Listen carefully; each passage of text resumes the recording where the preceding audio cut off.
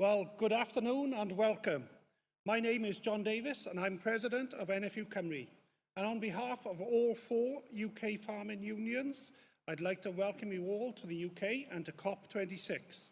And as a beef and sheep farmer, I'm especially honoured on Farmers' Day here at COP26 that I can introduce this event involving organisations from across the farmers' constituency. There are 3 farmers' organisations here today from Germany, from Canada, CFA, England and Wales, the NFU, together with Agricord, and this promotes and helps build strong, democratic and inclusive farmers' organisations and cooperatives to spur development.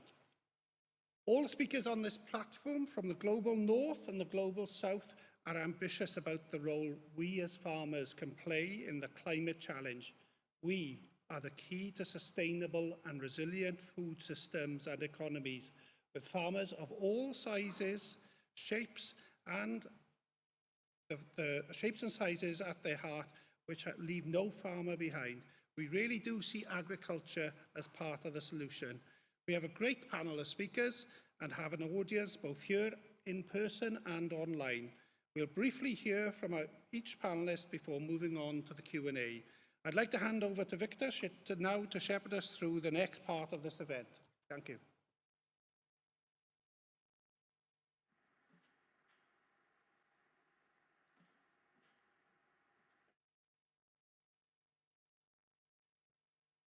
Thank you, John, and good afternoon, ladies and gentlemen. My name is Victor Chestnut. I'm a livestock farmer from Northern Ireland. I farm right up on the coast, near the Giant's Causeway. Looking to my left, I can see Scotland. Looking to my right, I can see Donegal, which is in the southern area of Ireland. I'm currently the president of the Ulster Farmers Union, and my job here today is to introduce each panellist to give their opening remarks. Our first speaker is Elizabeth Simadala, who is president of the East African Farmers Federation. The Federation is a network of more than 20 million smallholder farmers in 10 Eastern African countries. Elizabeth, the floor is yours for the next 3 minutes.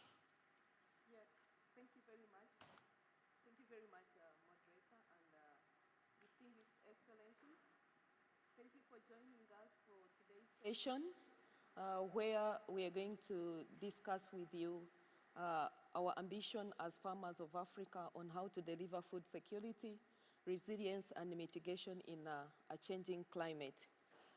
Thank you for that introduction, but beyond being the president of the Eastern Africa Farmers Federation, I also represent Pan-Africa Farmers Organization as a board member and also in charge of women affairs and as an immediate past president by last week. So under that platform, I represent the voices of over 80 million smallholder farmers in 50 countries from over 80 national level farmers organizations. And when we talk of agriculture, for us as African farmers, you all know that it is a source of our livelihood, it is a source of employment for over 70% of the African population. It is our daily business, and majority of the African population depend on it day by day as a source of livelihood. So when we talk of anything that is a threat to the agriculture sector, especially climate change, it is as well a threat to our life. The realities of climate change have become more visible than ever before. When I talk of Africa as a continent, I think you've all been following what has been happening, starting from the extreme shocks, the dry shocks, most parts of West Africa, the extreme wet shocks. You've heard of the recent cyclones in the southern part of Africa, but also the emergence of new pests and diseases. You've heard of the fall armyworm in most parts of the Eastern Africa, and also the desert locusts that were recently a threat to Eastern Africa. And these are among the many other realities that are happening on the continent. Initially, most of our farmers used to depend on traditional knowledge, but this has also been challenged by climate change. Every day, farmers can no longer predict when to plant. We used to have seasons that are constant, where we know that by this month, for example, by February, March, it used to be like a planting season. But as we speak now, things have changed. So traditional knowledge has as well been challenged. Most of our African farmers, they depend on rain-fed agriculture. But as I speak now, our production has been taken by ransom due to the fact that we no longer receive rains as expected. Changes in climate change have led to either less rains or too much rains, which really affects the entire production. We've had increased food losses, and this has been as a result of the post-harvest, lack of post-harvest management infrastructure. So all these losses happen across the entire value chain, right from harvesting, not even from harvesting, right from the planting. Farmers are losing a lot of crop due to poor planting methods. Probably maybe they are planting too much than what is expected to be planted in a certain area. But also at the harvesting period, there's a lot of loss that occurs right from the harvesting, from the fields to where the produce is stored, to the way the produce is dried. But also after that, there's a lot of food losses on how food is prepared in the restaurants, but also in our homes. This loss averages to more than 10%, the food loss. But the post-harvest losses in some countries, it is more than even 40%. So this, of course, is across the entire value chain. The agriculture sector, again, when we talk of access to financing, it has become more riskier than ever before. The Africa Development Bank puts the Africa lending portfolio to about 5%, which is way less than all the other sectors in the continent. COVID has worsened the situation. You all know what has happened. And the agriculture sector has been the mostly affected when it comes to COVID. Farmers could not access planting materials. They could not access improved seed, fertilizer, but also they could not take their products to the markets. When we talk of the bans that have happened in the recent months, of course, due to overproduction that has happened in our countries internally, because most of our products have not been crossing borders due to lockdowns that have been imposed due to COVID. So we've seen recent trade bans by most of our countries for goods not to cross borders, though they've cited issues of quality, but it's more to do with protecting the domestic market. So all these have really affected agriculture, and of course, the genesis is all out of a result of climate change. So as farmers, of course, we've not given up, because it's our responsibility to make sure that you all have food. It's for us, it's more than actually a responsibility. It's a calling. It's our day-to-day job to make sure that we give you life, we give you food, and we not only giving you food, but the food should be nutritious, it should be healthy, to make sure that we all have happy lives. So we've tried to come up with some of the resilient mechanisms. We've tried to embrace technology to make sure that we aggregate ourselves virtually, since we cannot meet. We've been limited to meeting physically. We embrace digitization, where we are able to aggregate our demand for inputs, for outputs, but also be able to access services like extension services, and we are able to also access output markets by securing offtake contracts from offtake buyers. So, of course, there has been a lot of limitations. This is a new dimension. We are transitioning from the usual way of doing things to embracing technology, and it comes with a lot of challenges. And so part of the challenges has been access to financing, And this is why we are requesting that this is a problem that we all have to tackle together. We need to see all of us putting together financing for agriculture. And not only financing, but it should be tailor-made. It should be innovative to make sure that it is able to mitigate the risk that is created by climate change.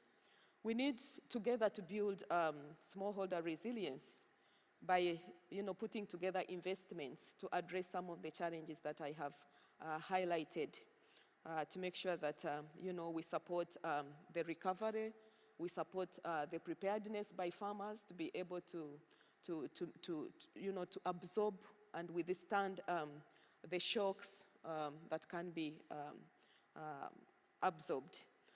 But beyond that, we also need to have mutual partnerships that are very respectful, that are built on equity, that are built on fairness, where we have power that is balanced for everyone to benefit across the entire value chain.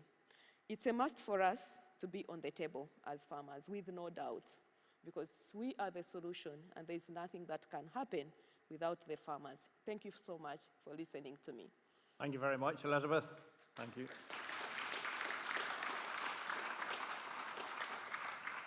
Our next speaker is Fawn Jackson, and Fawn is a Director of Policy and International Affairs at the Canadian Cattlemen's Association. Fawn, you have 3 minutes. We got good value for the last 3 minutes, so. Good. Well, thank you so much. What a pleasure it is to be here with everyone today. And from Elizabeth's last remarks, in her saying that it's not our responsibility, it's our calling to produce food. And I think that goes very similarly with solutions for climate change. And farmers are some of the people who see the effects of climate change first. We feel the effects of climate change first. And as someone who planted my very first crop during Canada's biggest and most widespread drought, I can tell you we feel it in our pocketbooks as well. But agriculture is also going to be one of the biggest providers of solutions for climate change. Recently in Canada, there was a report that came out that said with solutions that we already know, climate change could be reduced by 78.2 megatons through natural climate solutions. And who has natural climate solutions? Well, farmers and ranchers do. And so I want to make 3 main points in my presentation today, is that we really need to build a community who can help us make sure that we can implement these solutions that we need. The second is that we need to make sure that there's appropriate levels of investment in research and in tech transfer. And then in number 3, I would like to talk about market-based solutions and how we need to partner on those. So first of all, on building a community, I think that this is so important because agriculture is a system. And when we try and think perhaps of solutions for climate change, and if we only bring our one perspective, I can tell you that we're not going to get the solution right. So we need to not only have farmers at the table, but we need to have conservation organizations at the table. We need to have the full supply chain there, and we certainly need to have governments as well. In Canada, we have created the Canadian Roundtable for Sustainable Beef. And that's a community of multi-stakeholders. And I can tell you at the start, it's not comfortable. But once you get those conversations really going, you can see just how far you can really go with all of those different stakeholders at the table. And one of the things that we've done in Canada is we measured where are we as an industry? And then we have goals as to where we want to get to. And so we have goals by 2030 of reducing our greenhouse gas footprint by 33%, by protecting 35 million acres of native grasslands, which are an endangered ecosystem, and to reduce our food waste by 50%. So we have big goals, and we need everybody to achieve them. the Canadian beef industry has one of the lowest greenhouse gas footprints in the world, similar to the European footprint. And the only reason that we are able to achieve that is because of long-term investment and research and tech transfer. And I can tell you it is not our goal to be the best in the world at that. It is our goal to get everybody to a position where they are able to reduce their greenhouse gas footprint. So we need to make sure that there is not only investment in Canada, but that there is strategic, long-term, significant investment globally in agriculture, which has been significantly underfunded for far too long. One of my colleagues often says, add a couple of zeros to the research budget and you would be absolutely amazed with what we can achieve. So I have to just really emphasize how important that's going to be going forward. And then third, I think on market solutions, carbon taxes and carbon markets, this is really the buzz right now. And I think that what we need to do is we need to make sure that we're thinking about how farmers are going to be able to implement some of these nature-based solutions or other types of solutions in an economically viable manner. We need farmers. We know we need farmers. How can we make sure that they can economically survive as we ask them to do more and more? One of the things that's very exciting for us in the beef world is on some feed additives that are able to reduce greenhouse gas emissions anywhere from 30 to 90%. But how do we make sure that that doesn't push farmers into the red by asking them to do that? With carbon markets, we also need to make sure that it doesn't just push production into other parts of the world, but that we can support both our local and our global farmers. So those are my remarks, and I'm really looking forward to the questions. Thank you very much, Fawn.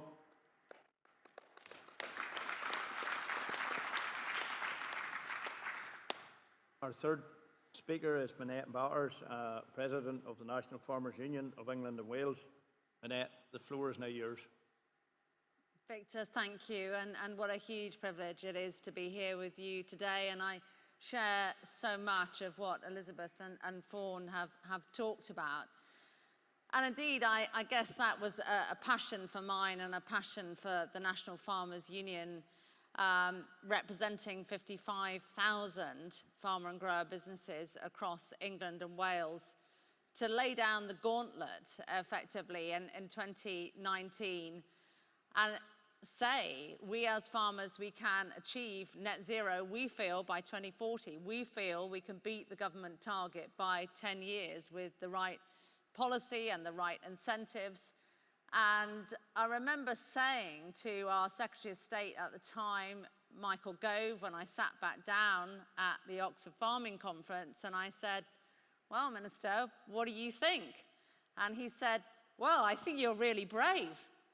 And I didn't see it as really brave at all. I saw it as absolutely fundamentally essential, because the voice of agriculture, the voice of farmers, was effectively kept out of the room.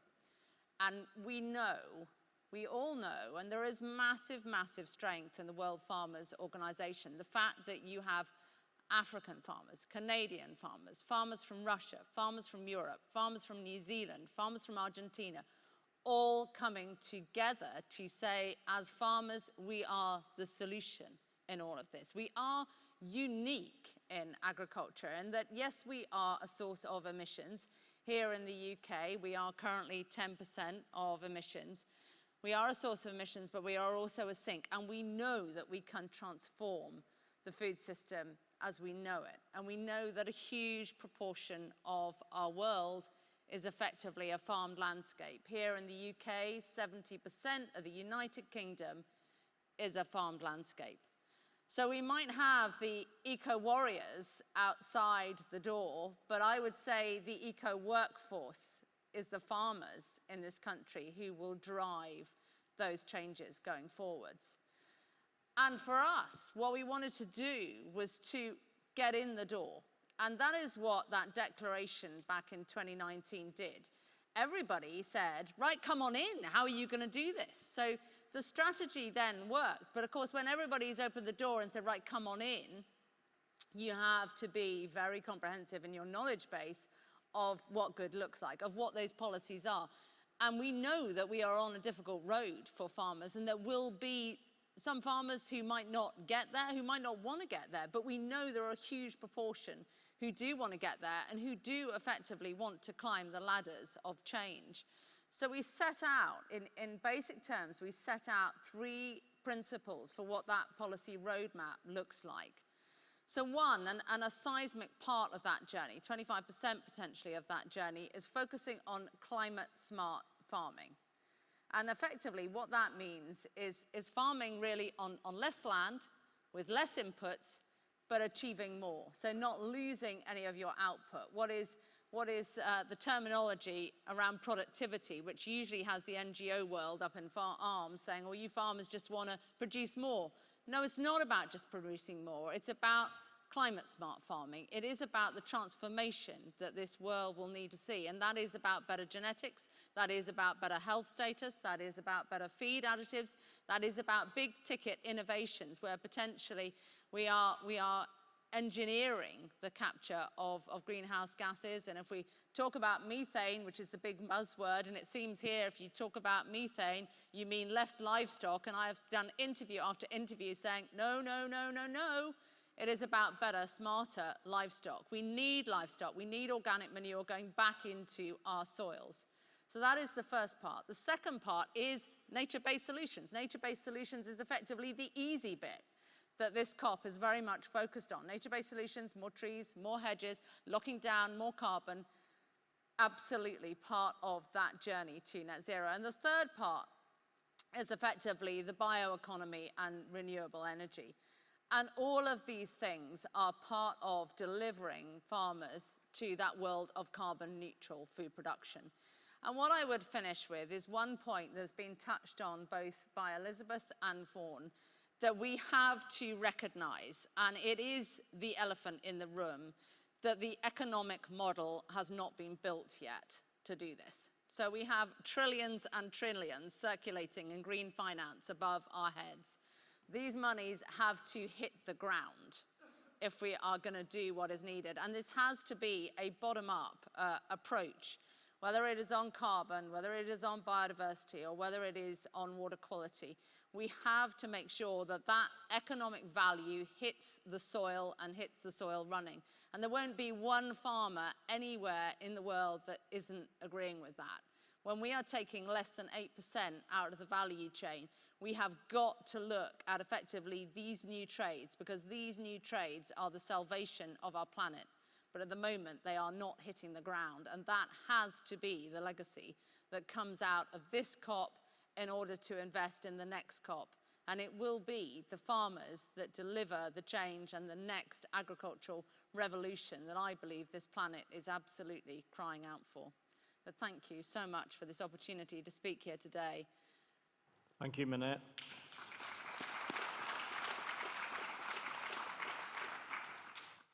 Our final speaker is Chris Buzz from the International Union for Conservation of Nature. The IUCN, together with former constituency member Agricord, are partners in Forest and Farm Facility, which provides direct financial support and technical assistance to strengthen forest and farm producer organisations. Chris, the floor is yours for the next 3 minutes. Thank you very much, and thank you to Elizabeth, Vaughan and Annette. I come at this from a completely different angle. I sat with 3 farmers on the platform. It is a great privilege because this is a passion of mine. I lived and worked in Africa for 12, 13 years, and everything is centred around great belief of what the role that farmers need to do in delivering not just climate change strategies, but their services that Elizabeth so rightly presented. The Forest and Farm Facility is a partnership with FAO, IIED, International Institute for Environmental Development, Agricord and IUCN. IUCN comes from this from a conservation perspective, but it comes from very much from a nature-based solutions opportunity, and it's extremely rewarding to hear from all 3 of you that nature-based solutions are part of your part of your strategies in the way forward. And I mean, you said there that's the easy part, and that's fantastic. It's the easy part because that's makes it the quickest win that we can drive forward. But what we do is we provide support to organise farmer organisations, whether it be cooperatives, associations, unions, alliances, through farmers, local communities, indigenous peoples, particularly at the global south, and now with a strong focus on resilience of land, resilience of people, but also the mitigation potential, and providing resources at a global level and a regional level, of providing resources for policy influence, but also technical support and knowledge and research that provides support on land management strategies to help drive those different solutions. What we've heard, one from the three fantastic panelists, but also particularly yesterday. I mean, yesterday was, I think if you'd gone back 10, 15 years, the discussion in the climate change conference was completely different. Yesterday there was forest declarations, there was deforestation, we heard about the Congo Basin, the Amazon indigenous peoples. I mean, these are great step changes in the way forward of how we are seeing the links between later in climate and land and climate, and the opportunities of these things. And one of the sessions that I was involved in the pavilions was looking at land restoration in Africa, and the opportunities, particularly as we go forward from COP26 to COP27. And in the centre of that is restoring 100 million hectares. But over 75%, 80% of that is on the forest and farm interface. So sometimes it's termed forest landscape restoration, but it's all about the forestry, agroforestry, the systems, the examples that Minette mentioned. But also, I think there was a couple of other initiatives that were mentioned. There's a global initiative, Regen 10, and Aim 4C. These are big opportunities for big financing into agriculture as a climate change strategy. And I think, as if you went into the door in 2019, Minette, that probably also wouldn't have been on the table, that sort of thing. So we're really seeing those changes and opportunities come forward. And underpinning both of those are nature-based solutions, but also farmers, and the essential must-have those at the table. So as a forest and farm facility, we're looking to do our bit as globally to get these organisations, but also on the ground where we work specifically in countries supporting farmer organisations to get organised, to mobilise, to challenge their ability. And I think that the other underpinning discussion that I get from all three of you as well, and we'll finish on as we go towards COP27, and particularly for Elizabeth, what an opportunity for farmers to be at the table for over the next year as we set land restoration targets in farming systems is in the climate solutions. Forests and land is opportunities, nature-based solutions is 30% of the solution, but it's not receiving anything like that. It ranges between 3 and 7% estimates of the financing that is going into those. And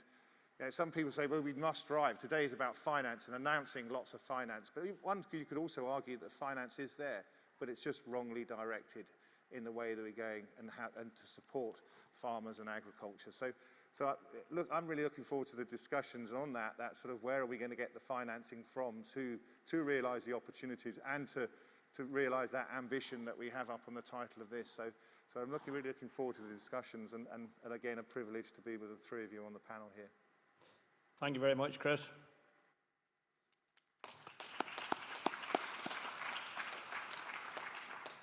Although the German Farmers Organisation couldn't be with us, they have forwarded a video, and we'll watch that now.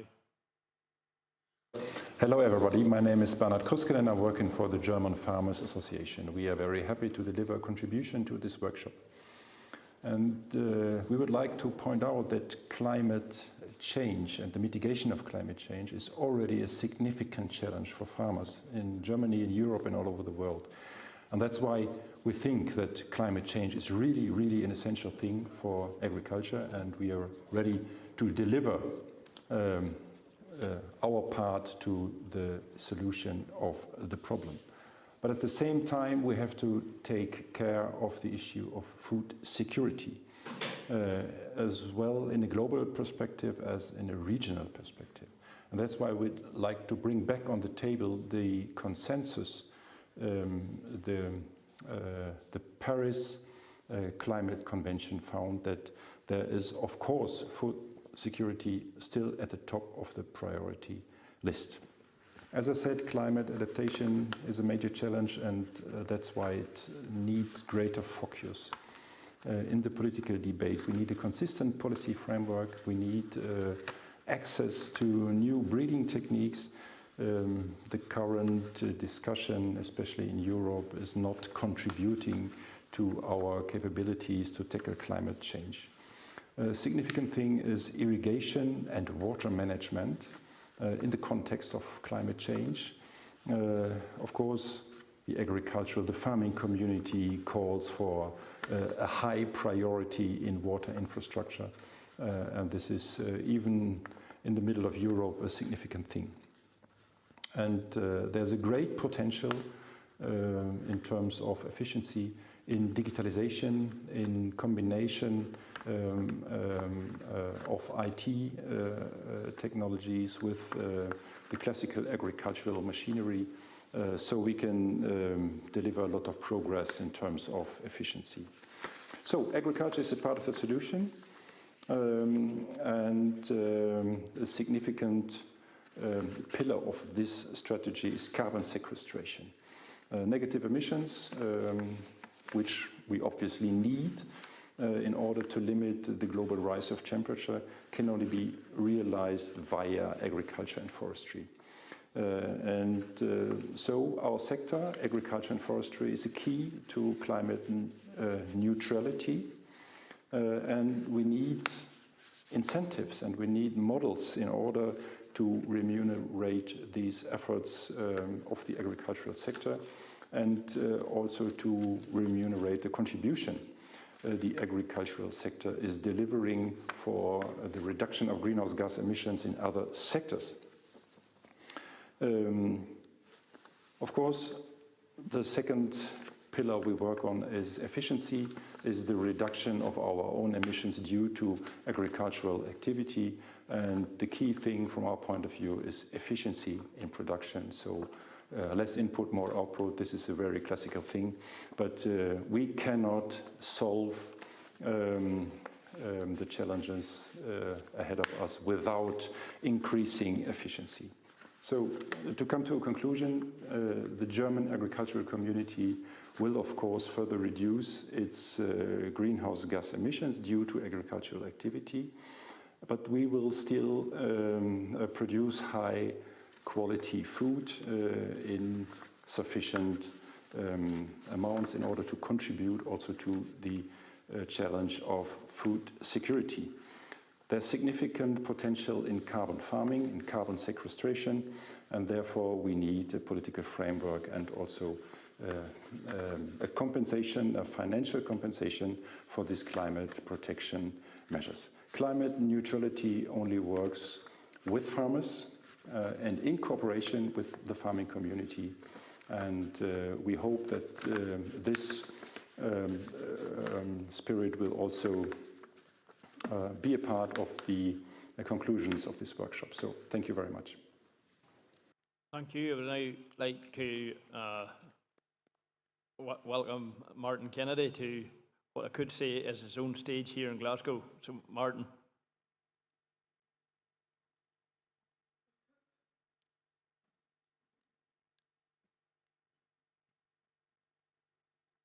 Thank you very much, Victor.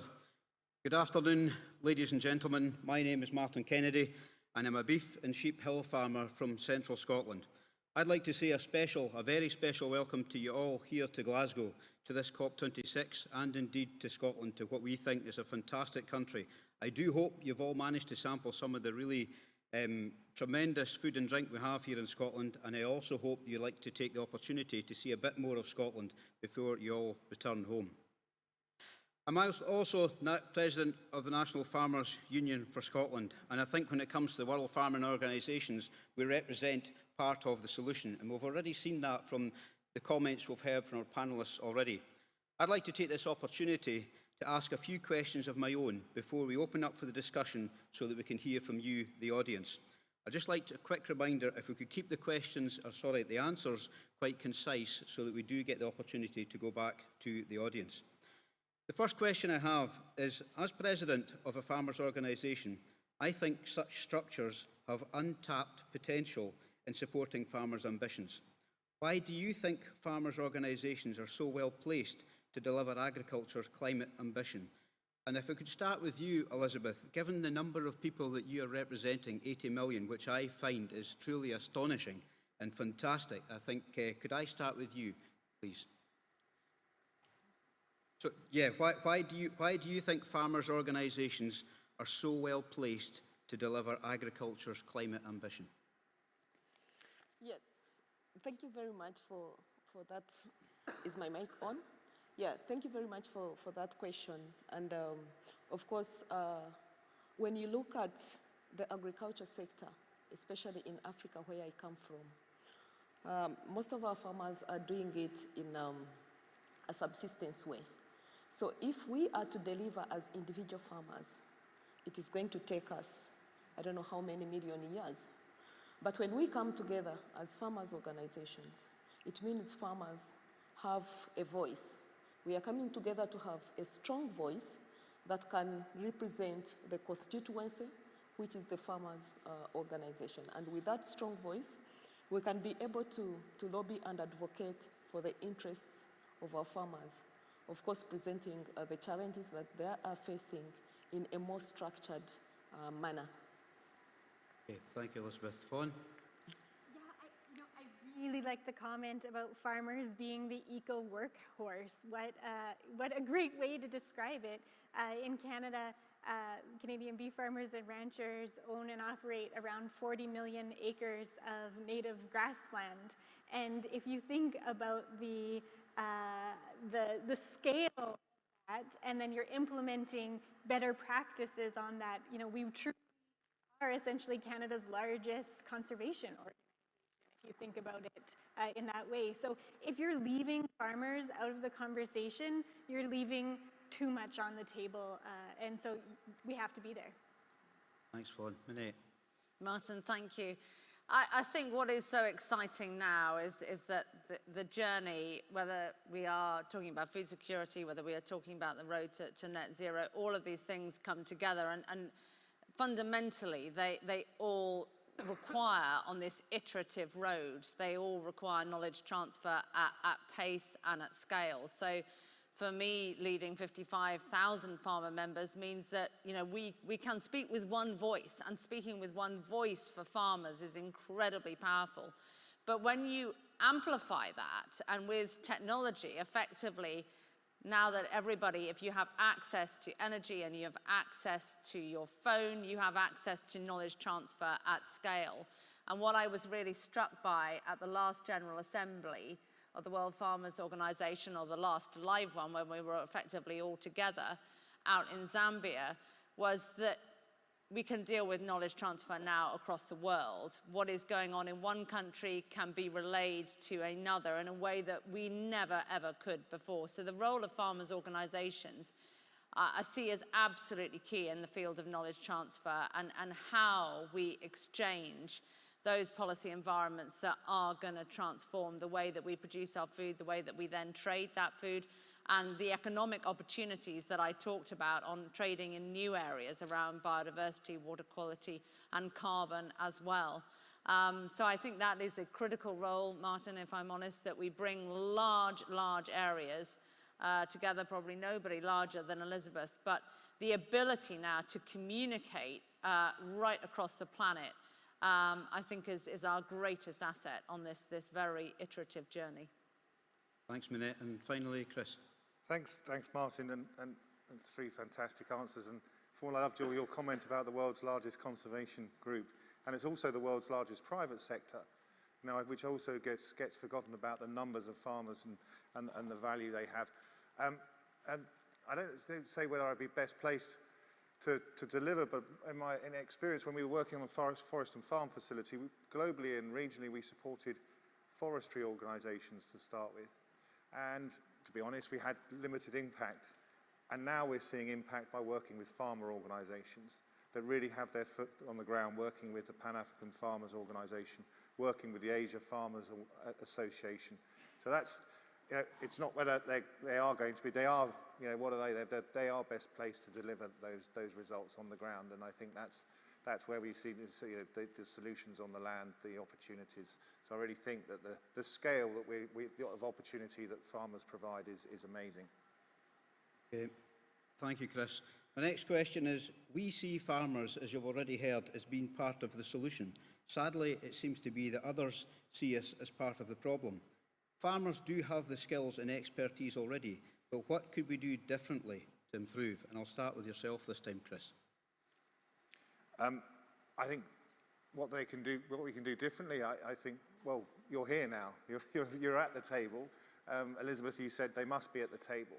And I think that's an incredible starting point to make sure that and the message is that farmer organisations and farmers are the opportunity. And, you know, as you said, Minette, when you walked in the door 2019, and even in some of the discussions I saw a year and a half ago coming towards Glasgow, it was how are we going to bring farmers in? And you've seen different, you know, but it's now the farmers are at the table. There is a voice there.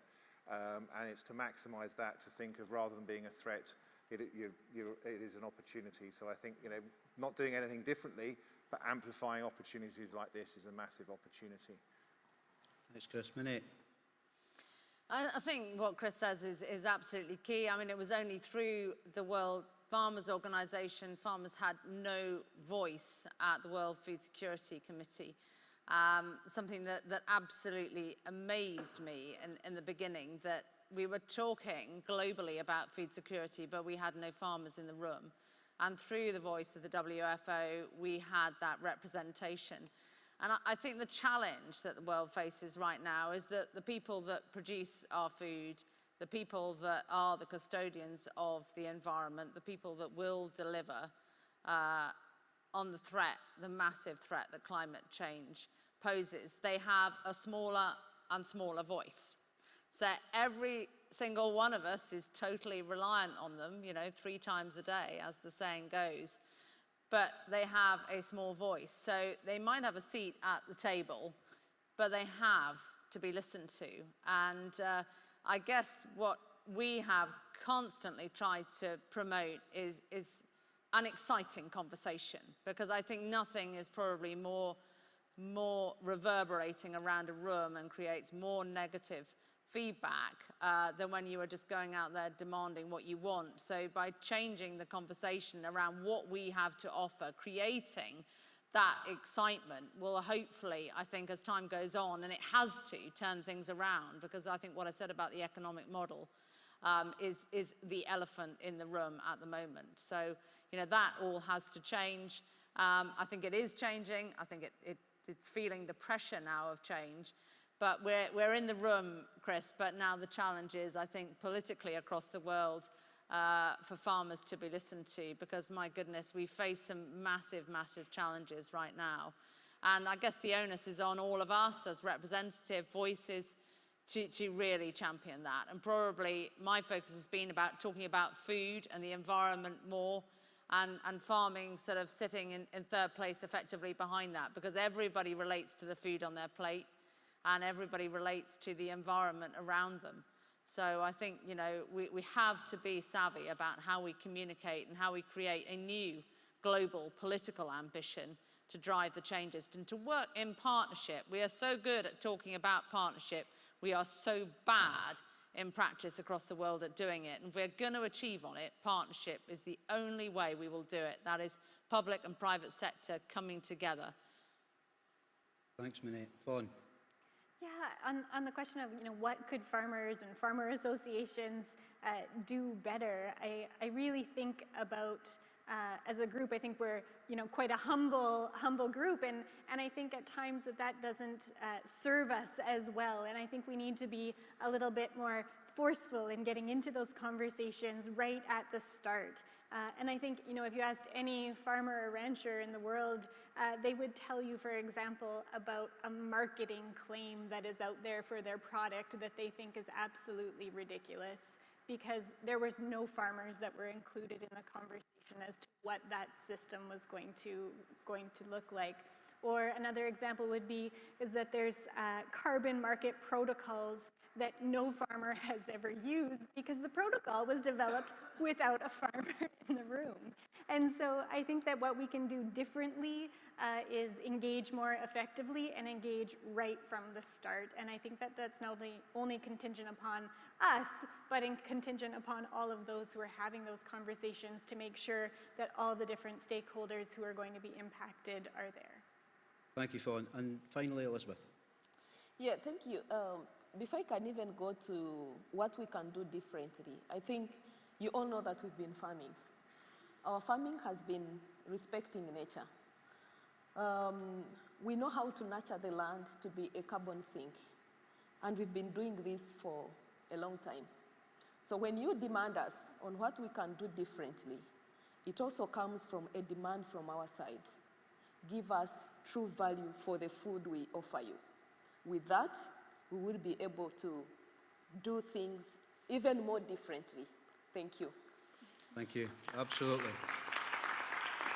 Sometimes I feel we don't get that recognition for what we're already doing. So thank you, Elizabeth. Finally, farmers know that they cannot do this on their own. Which other stakeholders have especially important roles in supporting agriculture's ambition at the pace and scale at which farmers want this to happen? Now, given your comments on other stakeholders earlier on, Fawn, can I start with you with this one, please? Yeah, so when I was thinking about this question beforehand, I was really thinking about an example of successful partnership. And in Canada, we have something called the Species at Risk on Agricultural Landscapes funding. And what it did was it really brought the conservation community together with the farming and ranching community. And I often talk about farmers and ranchers have so much already on their plates. They need to market their products. They need to know a lot about animal health. They need to know a lot about agronomy, all of these different things. So then knowing all about how to maximize carbon sequestration, how to manage for a very specific bird, how to manage for a very specific fish, all of these things becomes very difficult and something that isn't within perhaps their wheelhouse.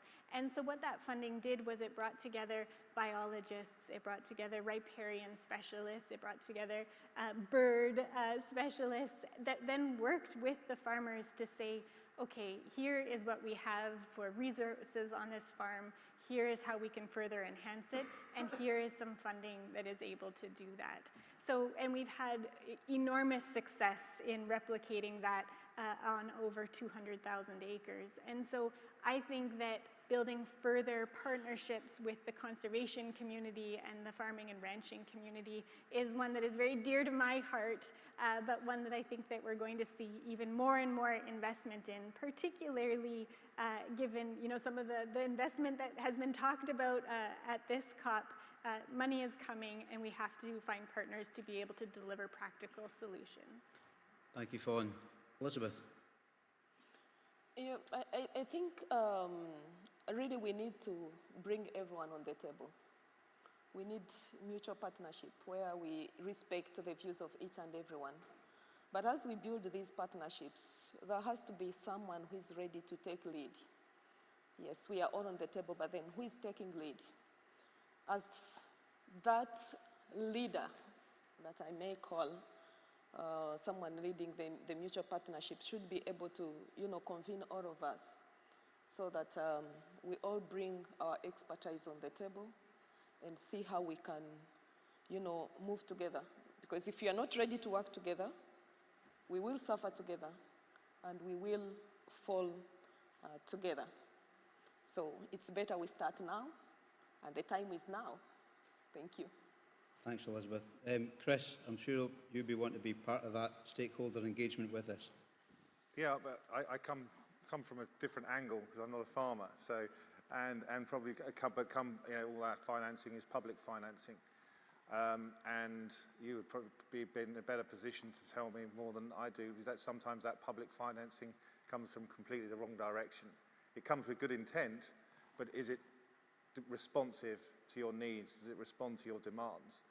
And I think in those partnerships and working together that you've both mentioned, it's making sure that the public financing is responsive to your needs and actually supporting the direction of travel. So like you say, it's not just getting you in the room and saying, here are the farmers, but also helping make sure, amplify the voices, the messaging, and get it right through. And that's steering the direction of that public financing to make sure it's going in the right direction. Thanks, Chris. And finally, Minette. I think probably the biggest challenge that farmers face in many ways is effectively the regulatory roadmap that they end up on, certainly for the farmers that I represent, making sure that we are working with science, that we are working with evidence, that we are making those decisions not on an emotional basis, but on the science and evidence that we have available to us, that we are working as a whole chain. So what I said earlier on about farmers taking less than 8% out of the value chain, how we trade is absolutely fundamental, whether we are farming in Africa or Canada or the United Kingdom, how we trade our commodities across the world on our internal markets is absolutely essential to further success. So making sure that those decisions are science and evidence-based, I think is essential. And so often, particularly around climate change, it ends up in this sort of angst, sort of political environment and the sort of binary approach that almost now has ended up sort of toxified by meat versus plant. And it is about the sustainability of both and about driving ever better practice of sustainable production of meat and sustainable production of plant together, driven by the science, the best science that is available, that will be evolving at pace now, in order to make sure that those new innovations land on the ground. And that really is the single biggest thing that I think probably needs to happen, that we end this perverse debate on meat versus plant, and we look at the sustainability of both. Because that, right across the world, there will be benefits to some parts of the world that maybe should be producing more livestock. I mean, here in the UK, you're experiencing it. It rains a lot.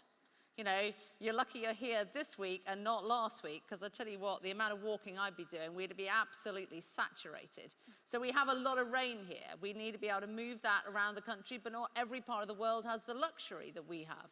So we really, really do need to be able to work with the best science that is available. We need to end the toxicity of that debate around meat versus plant, and we need to look at sustainable production of our food right across all sectors, all land areas. Thanks very much, Minette. Indeed, I could just like to back up what Minette said. Being a hill farmer in Scotland, I can assure you I've very nearly got webbed feet. So rain is something that we're very glad to have in Scotland. It keeps us green, it keeps us sustainable, especially when it comes to livestock production. So I think it's an asset that we underestimate too often. So thanks very much, panellists. I'm now going to hand over to Tina so we can hear from you, the audience, because I think it's really important we get your views and take the opportunity to get questions from the floor. So thanks very much in the meantime, and I'll pass over to Tina. Thank you.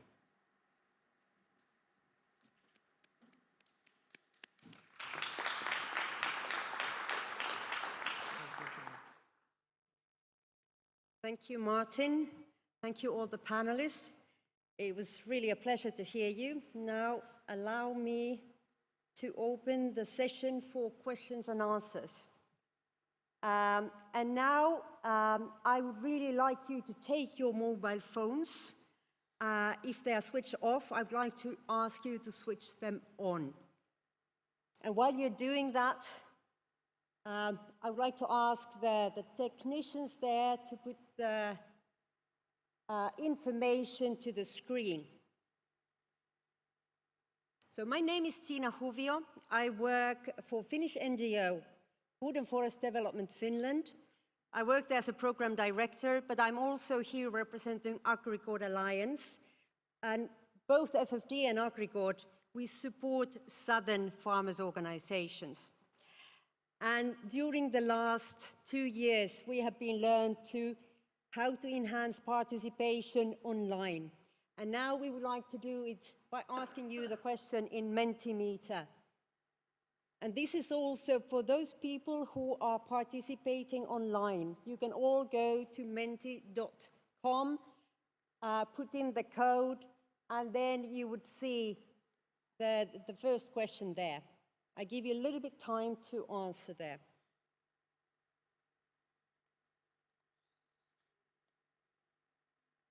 We're still getting answers. There seem to be two who think that agriculture is not part of the solution. So I think that we have to continue the lobby and advocacy to convince even you. But it seems that the majority is convinced that we find a solution in agriculture. There might be more people answering, but I would like to go to the next question now. And this is more trickier. This is about the priority in agriculture. What should be emphasized? Do we talk about food security, mitigation, or adaptation and resilience? And here I see already that there are a lot of variation in the responses. And as I said, this is a tricky question. We all need food security, but we also need to adapt and be resilient, and we need to mitigate. This is one of the key messages of this week. Okay, and now we go to the third question. You will see it very shortly, but then I will ask the technicians to take it off from the screen. This is the question: what is the word that would describe best agriculture as a solution for climate change? And now you can type the word that in your mind replies best to this question. But I would like, you can see the question on your mobile, but I would like the technicians to take it off from the screen at the moment, because I will reveal you all the answers at the end. But now I'd like to ask Keris Jones from NFU to go and continue with the questions and answers with the audience which is here in present. Please, Keris. Hi everyone. As Tina said, my name's Keris and I work for the National Farmers Union of England and Wales. But actually I'm also honoured to be the constituency focal point for the Farmers constituency. So today you'll have heard from our fabulous 4 speakers, but there's some emerging themes from their contributions about the importance of farmers having a seat at the table. That seat isn't enough, but that they also need a voice. But the critical convening power of farmers' organisations, but the importance of finance and investment and partnerships. And I'm sure many of you might have very similar questions or something completely different. So can I ask, please, if you can put up your hands if you ask a question. Please, can I ask that you just ask a question? Don't take this opportunity to make a statement. If you put your hand up, I'll try and spot you in the audience, and I'll take 3 questions at a time, and then give time for the panelists to answer. So see the gentleman in grey there, gentleman over the far corner. Oh, yes, sorry. And then the blonde lady just behind him. And can I ask you for one at a time to come up to the microphones near the stage, please? So please make your ways forward. There's 1 microphone here, and then perhaps the 2 on that side. Can you come and stand in front of the microphone by the stage there? Thank you. So, and as you're asking the question, could you please introduce yourself and say where you've come from, and then go ahead and ask your question. Thank you. My name is Patrick Byrne. I'm from Boston College in the United States. I grew up in dairy farm country. Thank you so much, all of you, for your presentations. About 6 months ago, we heard about an innovation in cattle feed and horse feed seaweed kelp. And I was wondering if any of you could share with us where that stands in terms of your discussions. Is it likely to be a good solution? If you could just bring us up to date about that, I'd appreciate it. Thanks. And the next question, please. Hi, I'm Leonard. I'm from the northern part of Germany. And I see in my rural area where I'm from that over the last decades, more and more small-scale farmers have been driven out by finance intruding into land and making land expensive. It's impossible to get land as a young farmer. And I'm just wondering how you as agricultural organizations can make sure that the small-scale farms that can actually deliver on these solutions that you presented are still on your agenda, that you don't just represent the industrial farms that are now so present in my area. Thanks. And the final question. Hello, my name's Tracy Mitchell. I'm from the United States with the Research Triangle Institute. And my question relates to the question that was just asked. But I've spent most of my career working in Africa doing development work, trying to help small-scale farmers improve their productivity. And as I look at the discussions that are happening about mitigation, it occurs to me that a lot of those mitigation solutions are really more focused on large-scale commercial farmers, more so than small-scale farmers. And so I'm wondering what maybe some of your outlooks are as we start to talk about mitigation in agriculture.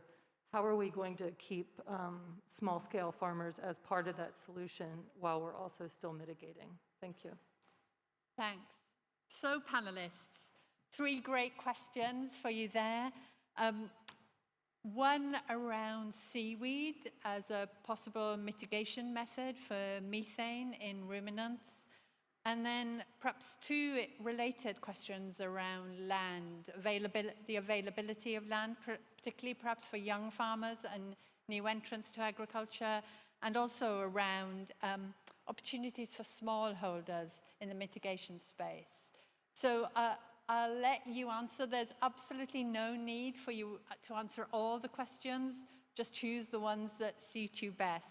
So as I'm looking at the back of Chris's head, I might start with Chris. Well, I certainly won't answer the seaweed question. I have no experience in that. But it was, I enjoyed the last question, the land issue questions, and it's a massive challenge because I could obviously, having lived and worked in Africa, come from a development perspective. But I'm sure from a commercial perspective in Northern Europe, there's obviously different models. So what I think the key question is we need to be looking at all different types of models of production systems, and that in some places the smallholders are the opportunity, and we don't have to squeeze round pegs into square holes to say we need a large system to change that, to actually produce agricultural for agricultural production. So I've seen examples where for example in the sugar industry where farmers have been relocated just so you can have large scale. Well, why not actually have a system where they were front and center of that system? Because also smallholders, by their tendency, have much more diverse systems. So also they're looking for their own production systems, their subsistence use as well. So I think that's just an urge of we don't have to have the same production system all the way around, and we can have different types of farming systems to address some of those challenges. Annette, should we go along the line? Well, just very briefly on seaweed, yes. I mean, it has, I think, massive and Fawn referred to them. It's a game changer potentially, and I'm sure we have a lot more to see in the role of feed additives and probiotics on the journey with cutting greenhouse gas emissions. But on this sort of fundamental point of small versus large, and I'm really conscious on the members that I represent. In England and Wales, in fact, right across the United Kingdom, we have a lot of tenant farmers. About 50% of farmers are tenant farmers. They don't own the land and they farm there. That doesn't necessarily happen everywhere across the world, but it does happen quite a lot, and it's huge here. So it is really, really important that the future does not marginalize those people. And the point around attrition, effectively, does not encourage the wrong policies that drive those farmers off of the land. So I'm often challenged as the leader of the NFU, oh, you represent big corporate agribusiness. I am a tenant farmer. I farm on 300 acres of land in South Wiltshire. So I am effectively a small farmer. And that is a lot of my businesses. We represent small farmers, we represent large farmers, and it isn't about actually small versus large. It is about making sure that the environment that they farm in, that young people coming through the education system can have opportunities to farm in their own right, that we do have tenancies that are available for those young people that are coming in. But I really, really worry going forwards about what I said on the economic model, because if we don't change effectively the economic model, we are just going to consolidate and consolidate and consolidate, because when you are producing food, which many farmers are across the world, below the cost of production, that is an unsustainable model. And the next conversation, and I'll sort of be amazed if the next question isn't around, well, is food too cheap? And it's much more complicated than that. When we start talking about food inflation, then you really sort of lose the argument. We want to have really high quality, affordable food that everybody on every budget, everywhere can afford to eat. And we need farmers across the world to be able to trade better and more fairly than they are at the moment. But we've really, really got to focus on these new trades. And if we allow the value of carbon, the value of biodiversity, and the value of water quality, if we allow that to be swallowed up in the ether, as I said before, you know, focusing on green finance that is not landing the money back in the ground, that is what has to happen to make sure that farmers of all sizes can effectively deal with these bottom-up trades, own the value of them. They are a large farmer or a small farmer. We've got to make sure that value gets back into the land, and then farmers of all sizes will have a thriving future. I think we often forget that farmers are no different to any other sector of business. They are running businesses. So food security sits at the heart. It's interesting in the question what people thought of it, but that's what we do. You know, we provide food, we produce food. We're going to be providing a lot more fibers, a lot more opportunities around wool for going into other things and growing things as to how we live our lives. But fundamentally, we produce food, and everything else is to come in around that. So the sustainability of those products and getting that policy landscape is what needs to happen to make it right. Yeah, I suppose on the kelp question, and there's a number of feed additives that are out there, and Canada had one of the largest studies that was done on this 3-NOP additive, and the science is really exciting. It's saying that, you know, and it really depends on feeding, whether it's extensive or whether it's intensive, a number of different factors, whether it's a 30% reduction or actually whether it's up to a 80 or 90% reduction. And so really exciting things coming down the pipeline, and I think now it's our job to make sure that there are accelerated ways that we can make sure that those products are approved to be used. So I guess I would just say that, and you're reading the right stuff. It's really exciting. On the small scale farmers and the succession, so we represent Canada's 60,000 beef producers at the Canadian Cattlemen's Association. And I think that as we're thinking about things such as business risk management programs, things such as our tax systems, that we need to make sure that there's filters under which we assess how those different tools are able to support our young farmers and our different scales of farmers as well. Right now in Canada, as I'm sure around the globe, we're about to go through the largest transfer of wealth from the baby boomers into the next generation of farmers. And I think that we really have to think very hard about how we're going to support that in a way that enables agriculture to continue successfully, because as has been mentioned, agriculture land is absolutely a barrier to entry. And so I think we need to be very thoughtful about that. And so I think it's a really great question. And Elizabeth? Yeah, and lastly from me, if I can start with representation. Yes, our membership are smallholder family farmers. I can say maybe more than 97% of our membership, though we also have some of the membership that are large scale. But it also depends on, this categorization depends on where you're seated, where you're coming from. Like my sister here has just mentioned, she farms on 300 acres, and she's a smallholder farmer. But I farm on 10 acres, and I'm a smallholder farmer. So this categorization also depends on where you're coming from. But also, just to say that this categorization doesn't matter when it comes to climate change, because climate change doesn't have walls, it doesn't have borders. We are all affected and we all need a voice. So there are some issues where we have to work together as a joint force to make sure that you know, we advocate, we mitigate, we adapt to making sure that we preserve our planet in a more sustainable way. The issue of land, averagely, landholding in Africa, more than 80% of the population cultivate on less than 5 acres.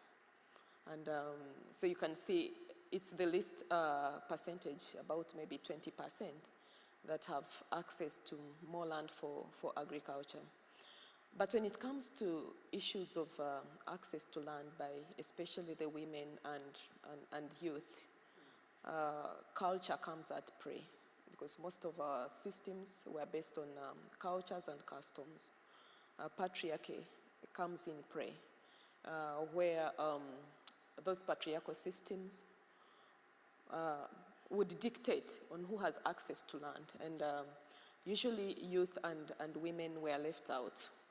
So the current agenda is on, of course, creating awareness and making sure that we advocate for women and youth to have equal rights and equal access to land. But what I see from where I sit is that even if we do this kind of lobby at global level or continental level, actions happen at national level. This is where the rubber meets the ground. There has to be political will from our national governments to make sure that they have policies in place that are equitable, that give everyone access to land and access to land for agriculture, but also to land maybe for settlement. So for me, I think there has to be political will, and it's a call for action for all political leaders who are here and those who are not here, that they need to act. They need to make sure that everyone has a right to land. Thank you. Good, thank you. Now I have very little time to conclude before the time is running out. I know that we have so much more to speak about and debate. I thank everybody. Farmers are always living with the vagaries of climate and weather. It's just that now they are going beyond all the normalcy, and we need to act. It is true that there is a lot of money being put in agriculture, especially in Global North. This is not the case in Global South, and everywhere agricultural subsidies, agricultural funding for climate-smart solutions, it's not abundant. According to IFAD, 1 year ago, a published study had calculated that in Global South, only 2%, less than 2% of all climate funding reaches the smallholders. If we want agriculture to be part of the solution, this is not the way to do it.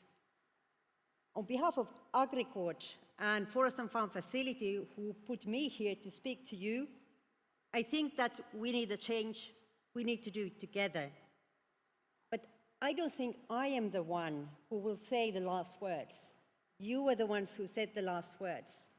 I would like to ask the technicians now to put your answers to the screen so that we know what you are proposing for agriculture to become a solution for climate change.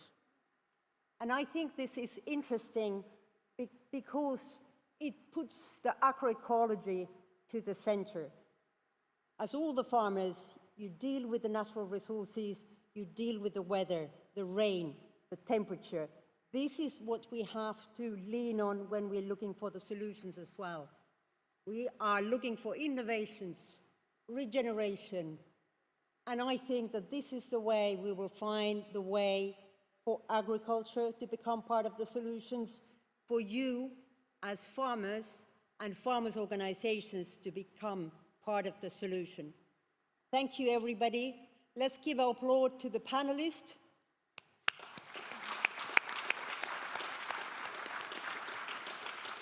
And finally, let's give applause to all the farmers of the world.